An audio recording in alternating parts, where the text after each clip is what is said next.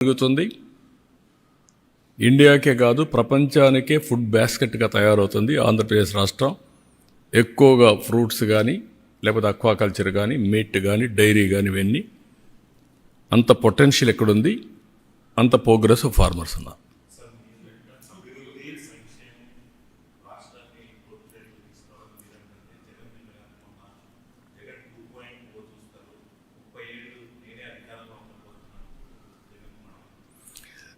నేను చెప్పేది ఇప్పుడు ఆ గర్వం అనేది ఇప్పుడు ఢిల్లీలో కూడా జరిగింది. ఇలాంటి మోడీలు ఎంతమంది వచ్చా నన్ను ఓడించారన్నారు కదా, ఏమైంది? అందుకే నేనేమంటానంటే హంబుల్నెస్, ఆ పద్ధతి. ఇప్పుడు అలాంటి వాళ్ళతో రాజకీయం చేయాల్సి వచ్చిన బాధ ఉంటుంది నాకు.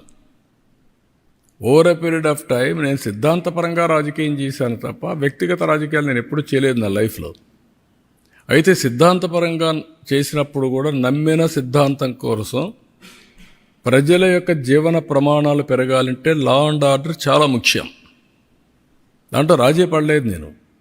Faction leaders, communal violence, Naxalites violence, rowdyism చాలా నిర్మోహమాటంగా అణిచివేశాను.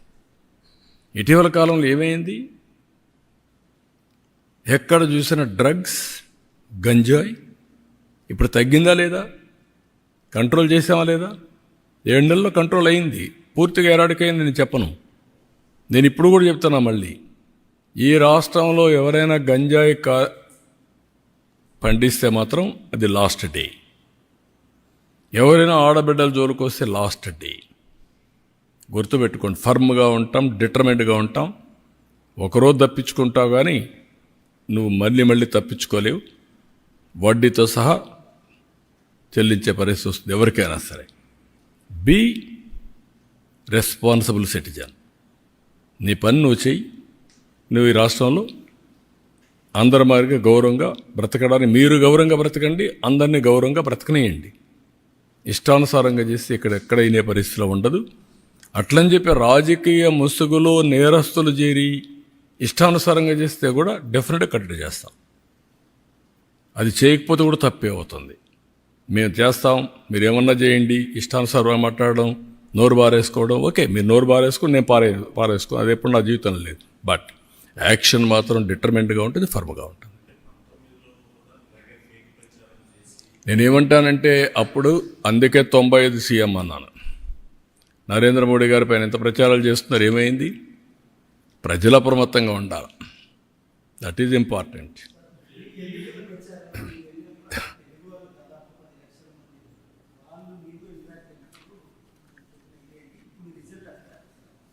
నేననేదంటే నేను పోయిన దానికి వచ్చిందనేది కాదు. ఇది వెరీ క్లియర్, మీరందరూ గుర్తుపెట్టుకోవాలి.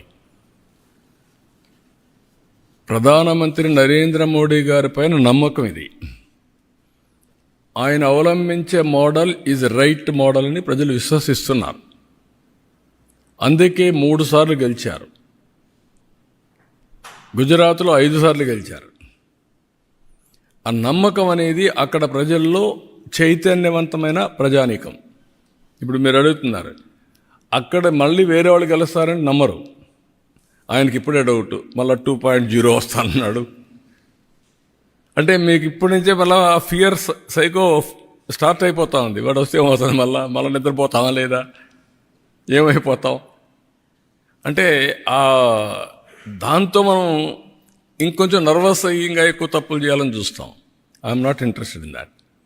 I want deal firmly everybody equally. కాబట్టి మీరు అన్ని దాంట్లో ఒకటే గుర్తుపెట్టుకోవాల్సింది ఏంటంటే model is same, people are different. But ultimately every citizen is thinking same. యూనిఫామ్గా అదే ఆలోచిస్తాడు. ఓసారి మోసపోతారు. మోసగాళ్ళు ఉన్న దగ్గర మోసపోతారు. మోసగాళ్ళు లేకపోతే కొంచెం స్ట్రైట్గా పోతూ ఉంటారు. అది వచ్చింది. దాన్ని ఇప్పుడు ఎక్స్ట్రా ఎఫర్ట్ పెట్టాలి. ఇక్కడ ఈ పొలిటికల్ పొల్యూషన్కి ఈ ఇంటర్నెట్లో పెట్టే, సోషల్ మీడియాలో పెట్టేదంటే నేను ఎక్స్ట్రా ఎఫర్ట్ పెట్టాలి everyday. That is biggest task. నేను అందరికంటే బాగా పనిచేసి సంపద సృష్టిస్తానని చెప్తున్నాను. నీ సంపద ఎవరికి కావాలి?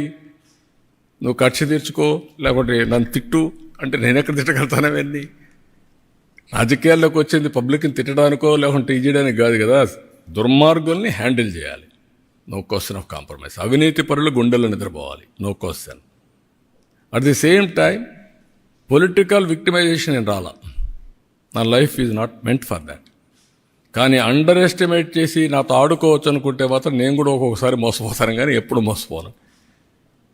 అప్రమత్తంగా ఉంటే ఎవడు ఎక్కడే పెట్టాలో అందరిని అక్కడే పెడతాం. ఓకే,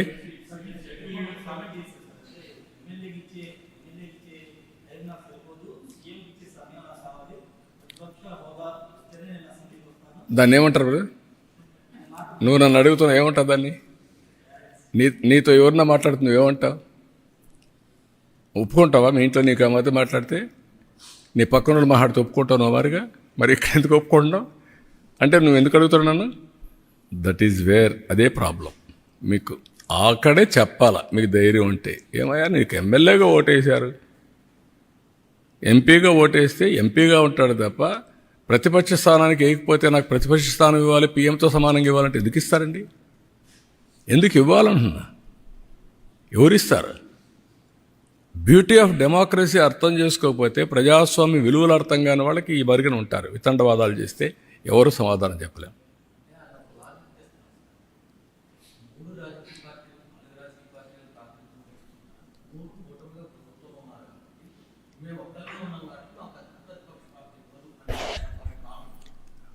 నీ భావన ఆయన భావన కాదు కావాల్సింది, ప్రజల భావన, ప్రజాస్వామ్య విలువలు, ప్రజల భావన.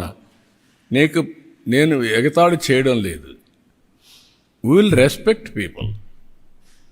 మీరు పేపర్లో రాసినా వాస్తవం ఉంటే నేను వింటాను, ఇష్ట ప్రకారం రాస్తే నేను వినకపోవచ్చు, చదవకపోవచ్చు. అదే సమయంలో నేను నీ మీద బురద జల్లేస్తాను, గుడ్డగాల్చి ముఖానేస్తా, కడుక్కొని ఎవ్రీడే కుదరదు.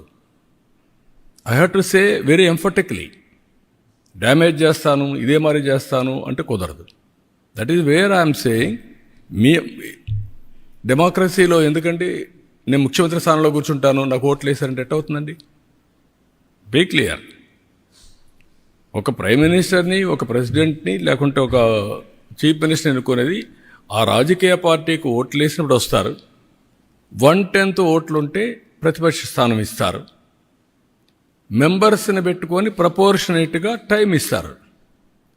అది ఇప్పుడు ఎస్టాబ్లిష్ చేయలే.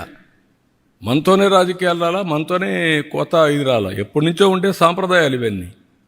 ఢిల్లీ పార్లమెంట్లో సేమ్ థింగ్ ఫాలో అవుతున్నారు, మన అసెంబ్లీలో సేమ్ థింగ్ ఫాలో అవుతున్నాం. కడాన మీరు పేపర్లు, ఇప్పుడు అన్ని పేపర్లు వస్తారు అక్కడికి, టీవీలు.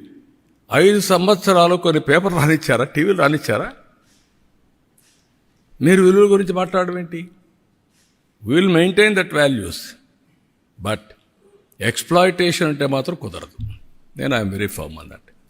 I'm very clear. మీకు అందరూ కూడా గుర్తుపెట్టుకోవాల్సింది, మనమందరం విలువలు పాటిస్తూ వేరే వాళ్ళకు విలువలు చెప్తే ప్రజలు అప్రిషియేట్ చేస్తారు. మనకు విలువలు లేకుండా వేరే వాళ్ళకి విలువలు చెప్తున్న విలువల కోసం డిమాండ్ చేయడం కూడా తప్పే. అదే జరుగుతుంది ఇప్పుడు ఈ రాష్ట్రాల్లో. నేను అందుకే ఆ మాట చెప్పాక వాళ్ళు పడుతున్నారు కాబట్టి నాకు ఎందుకని నేను చెప్పలా. కాదు, అలాంటి వాళ్ళు విలువలు మాట్లాడడం ఎందుకంటున్నా. ఓకే అమ్మా, థ్యాంక్ యూ.